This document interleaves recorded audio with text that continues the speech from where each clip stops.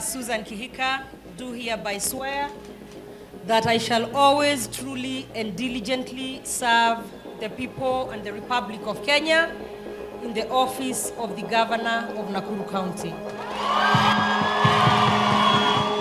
On 25th of August 2022, Governor Susan Kihika stood on these grounds, taking her oath of office amidst cheers from thousands of Nakuru residents. With every word from a well-crafted speech, Kihika made promises affecting integral parts of the residents' lives. Doctors, CHVs, matatu drivers, and farmers revel in having a piece of the development cake from Nakuru's that governor. 1 year later on, what has become of these promises?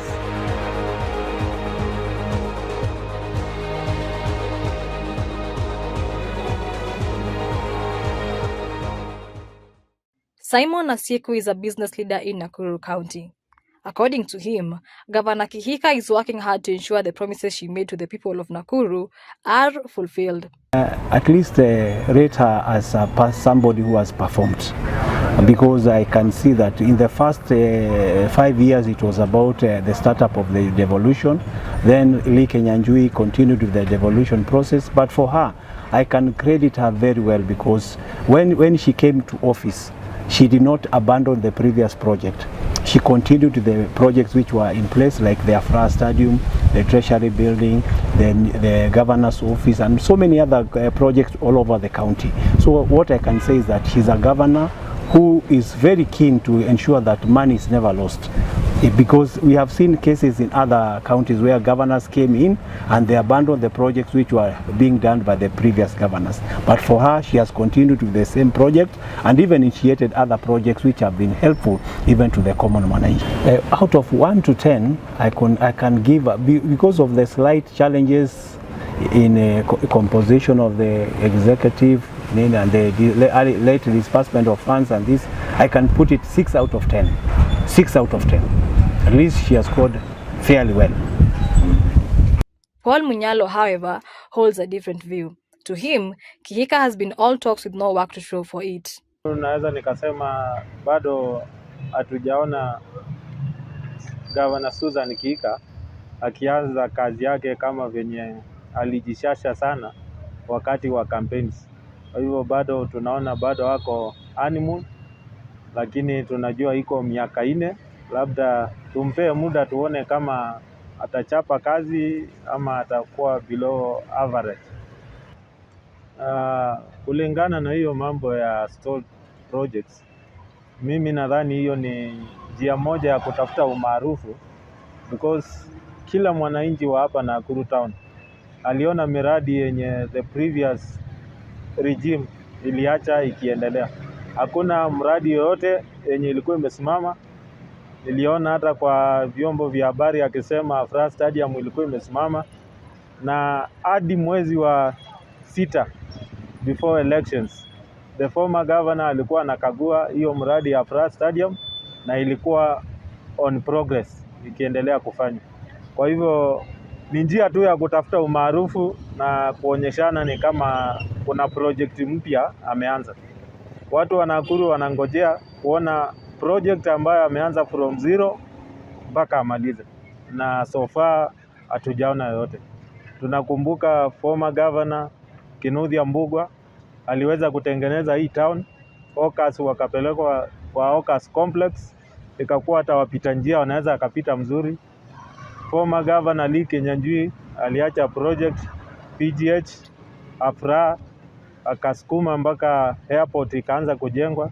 Sasa sisi tunangoja mradi mkubwa, mega project, ambayo Governor Susan atatuambia ameanza from zero mpaka akamaliza. Asked to rate Governor Kihika's performance, Munyalo says, out of percentage of 100, I can give her 30%. So far iko malalamishi mingi sana, na the minute you cannot control health services za wananchi, hizo ndio vitu yenye unaweza ukafanyia watu maendeleo, si kupeana pesa ama kuonekana. Kama mtu hawezi aka-access good services in hospital, that's a failure. Speaking on behalf of the governor, Acting County Secretary Dr. Samuel Maora explains that Kihika did not ignore the issues of the health workers, adding that the promise is still on course. So Her Excellency came in and doing a bit of analysis, and that's why one of the reasons the task force was formed to reform the entire public sector. A lot of mismatch were found, and one of it is a mismatch between salaries in the hospital contracts, the county contracts, and the PNP. And the most disadvantaged cohort were the hospital contracts. I've told you the nurses were being paid 18,000.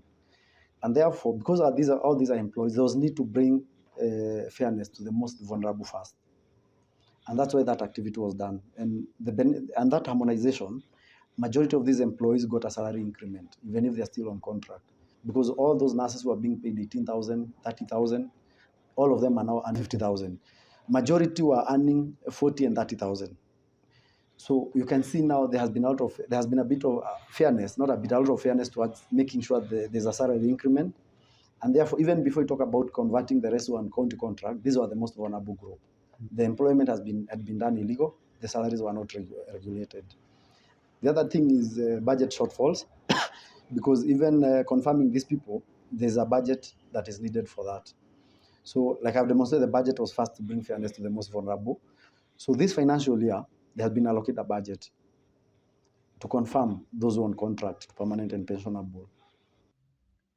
On the issue of pending bills, Dr. Maora says an audit task force was formed to ascertain the eligibility of tenders before payment is done. Pending bills, you can't just come and pay a pending bill, because procurement ends the point at which you pay. So if I, Maora, mismanage a procurement process, then my colleague comes and pays, this person only paid, but we are tied together. So if the process was done irregularly, that person is also now part of the process. So there was need to audit, and that task force was formed. What I said is that the total pending bill is close to 5 billion. We were able to pay about 1.5 billion based on the audit. The task force on audit, there are those pending bills that were approved for payment. So there are those that were not approved for payment, they need to be resolved. Some of them, you're not saying that work was not done. Some of them, documents are missing. So we need to reassemble these documents to be sure that the procurement was followed well.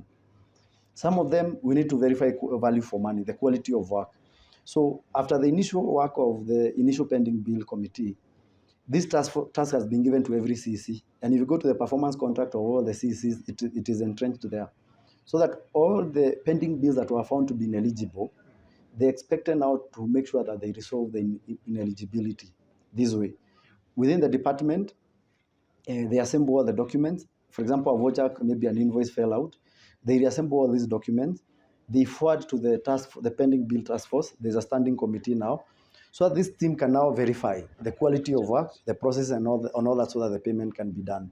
So it is true there are those who have not been paid. It is still because of pending the audit that needs to go on to make them eligible. Thank you. CEO of the Center of Enhancing Democracy and Good Governance, Masese Kemunche, says it is not too early to expect development projects from Governor Kihika. That's why it's important to go back to what she said herself. She knew she would have 5 years. She told us, this is what I'm going to deliver. And I recall during her campaign, and not just Governor Kihika, but many governors and even the president, they said the first 100 days, this is what I do.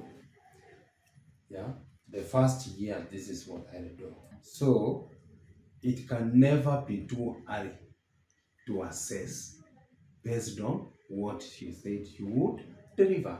Governor Kihika was the Speaker of Nakuru. Governor Kihika was the Senate of Nakuru.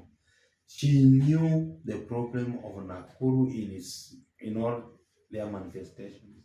So whatever she said she would do was based on her understanding, having been a critical leader in this.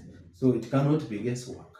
So anything that is too early, hiyo inakuanga excuse. And I think we should not buy into that. Yeah, performance management requires that once people have committed to do something within a specified period of time, it gets done. If it's not done, then it means people have failed to deliver on their commitments. The first year of Governor Susan Kihika's term has come and gone, Nakuru residents now wait to see what the 4 years hold. Time will truly be a litmus test in this state. Purity Kinuthia from Mtaa Wangu Special Report.